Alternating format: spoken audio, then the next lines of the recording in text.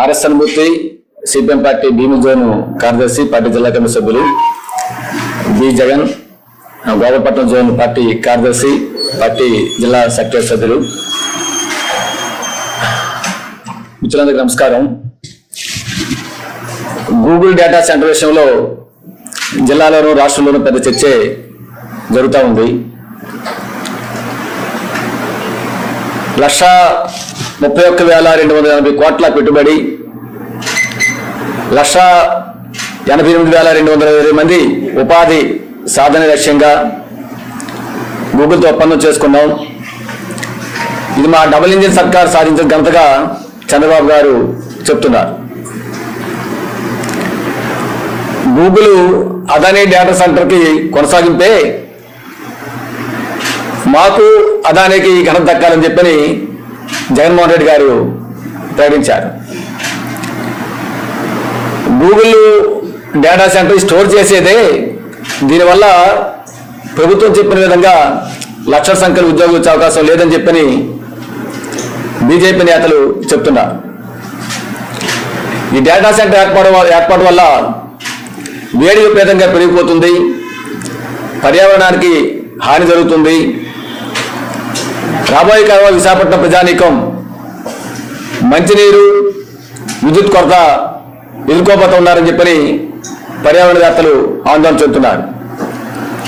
వీరి తోడు నిరుద్యోగ సమస్య ఆసరాగా తీసుకొని ప్రజల తాలూకా భూముల్ని, ఆస్తుల్ని కార్పొరేట్ శక్తులకు దోచిపెట్టే పనిగా సిపిఎం పార్టీ దీన్ని భావిస్తూ ఉంది.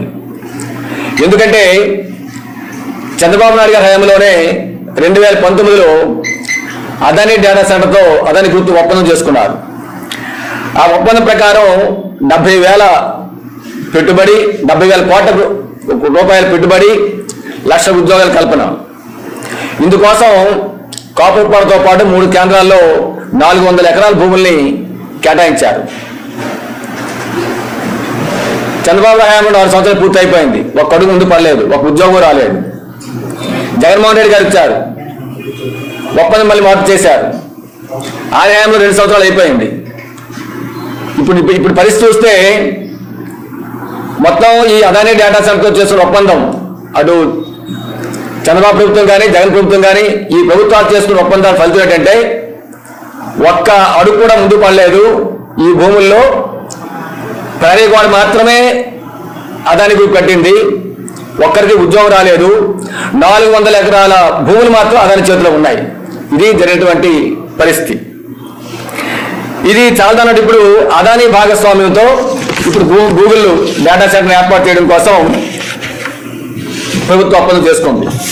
మేము సిపిఎం పార్టీగా డిమాండ్ చేస్తున్నది, అదానికి కేటాయించినటువంటి భూములు స్వాధీనం చేసుకొని ఆ భూముల్లో గూగుల్ డేటా సెంటర్ ఏర్పాటు చేయాలి అని చెప్పినది సిపిఎం పార్టీ మేము డిమాండ్ చేస్తున్న విషయం. ఈ కూటమి ప్రభుత్వం ఆ విధంగా చేయకుండా ఆనందపురం మండలం తర్లువాడలో ఉన్నటువంటి దళితుల భూములు లాగేసుకుంటూ ఉంది, సుమారు 200 ఎకరాలు. వాళ్ళ జీవన జీవితమే అది. ఆ భూములు లాగేసుకొని వాళ్ళ జీవితాన్ని దుర్భరం చేయడం కోసం కోరుకుంటా ఉంది. రెండో వైపున సింహాచలం పంచగ్రామాల భూ సమస్య, దాదాపు 13,000 మంది ప్రజలతో సమస్య అది, రైతుల సమస్య అది. 20 సంవత్సరాలుగా దాన్ని పరిష్కారం చేయకుండా ప్రభుత్వాలు మారుతున్నాయి. చంద్రబాబు గారు, రాజశేఖర రెడ్డి గారు, జగన్మోహన్ రెడ్డి గారు, ఇలా ప్రభుత్వాలు మారుతున్నాయి, కానీ ఈ భూ సమస్య పరిష్కారం చేయడం లేదు.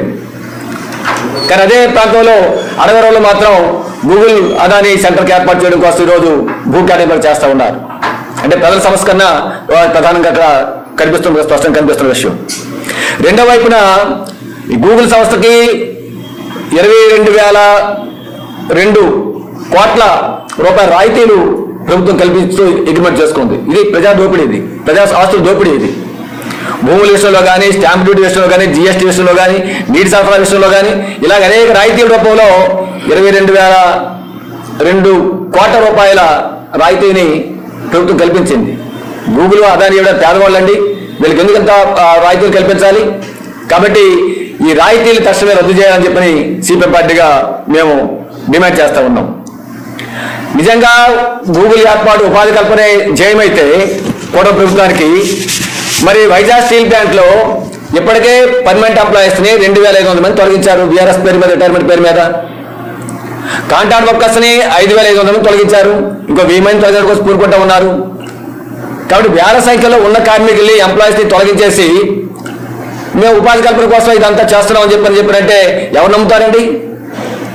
నిజంగా ఉపాధి కల్పన మీకు జయం అయితే మరి అదాని 1,00,000 మందికి ఉపాధి కల్పిస్తామని చెప్పి అన్నాడు 6 సంవత్సరాల క్రితం. అయితే ఒప్పందం చేసుకున్నారు. మరి ఇంతవరకు ఎందుకు ఒక్క ఉద్యోగం కల్పించలేదు? ఎందుకంటే డేటా సెంటర్ నిర్మాణం జరగలేదు? దీనికి సమాధానం చెప్పాలి కదా చంద్రబాబు నాయుడు, పవన్ కళ్యాణ్ గారు, కూటమి నేతలు. కాబట్టి ఇవన్నీ పరిశీలన చేస్తే అర్థమవుతున్న విషయం ఏంటంటే యువత నిరుద్యోగ సమస్య తీవ్రంగా ఎదుర్కొంటున్నారు. వాళ్ళ తల్లిదండ్రులు, కుటుంబాలు తీవ్రంగా ఆందోళన చెందుతూ ఉన్నాయి వాళ్ళ ఉపాధి కోసం. ఉపాధి విషయం మీద తన కుటుంబాన్ని భార్య బిడ్డ విడిచిపెట్టి విదేశాలకి తలెత్తిపోవాల్సిన పరిస్థితి వస్తుంది. కాబట్టి ఈ నిరుద్యోగ సమస్య ఆసరాగా తీసుకొని మేము ఉపాధి కల్పిస్తామని పేరు చెప్పి ప్రజలకు ఆస్తుల్ని, భూముల్ని కార్పొరేట్లు కట్టబెట్టడం లక్ష్యంగా ఈరోజు గత ప్రభుత్వం కానీ ఈ ప్రభుత్వం కానీ చేస్తున్న చర్యగా ఈ పరిణామాలు నిరూపిస్తున్నాయి. కాబట్టి మేము సిపిఎం పార్టీగా డిమాండ్ చేస్తున్నది ప్రజల భూముల్ని, ఆస్తుల్ని కార్పొరేట్లు కట్టబెట్టేటువంటి రాయితీలు తక్షణమే రద్దు చేయాలి. అదానీ క్యాడేజ్ భూములు స్వాధీనం చేసుకొని ఆ భూముల్లో గూగుల్ డేటా సెంటర్ ఏర్పాటు చేయాలి. తొలివారి దళితుల భూముల సేకరణ వెంటనే నిలిపివేయాలి. సింహాచలం పంచగ్రామాల భూ సమస్య తక్షణమే పరిష్కారం చేయాలని చెప్పని మేము డిమాండ్ చేస్తున్నాం. లేని పక్షంలో మాకు అధికారం ఉంది కాబట్టి మేము ఏం చేసినా చెల్లిపోతున్న ధోరణితో కానీ చంద్రబాబు, పవన్ కళ్యాణ్, బీజేపీ కూడా ప్రభుత్వంగా వ్యవహరిస్తే గత ప్రభుత్వానికి ఏ గతి పట్టిందో ఈ ప్రభుత్వానికి అదే గతి పడుతుందని చెప్పని మీతో హెచ్చరిస్తున్నాం. Welcome to our YouTube channel. Don't forget to like, subscribe and share the videos.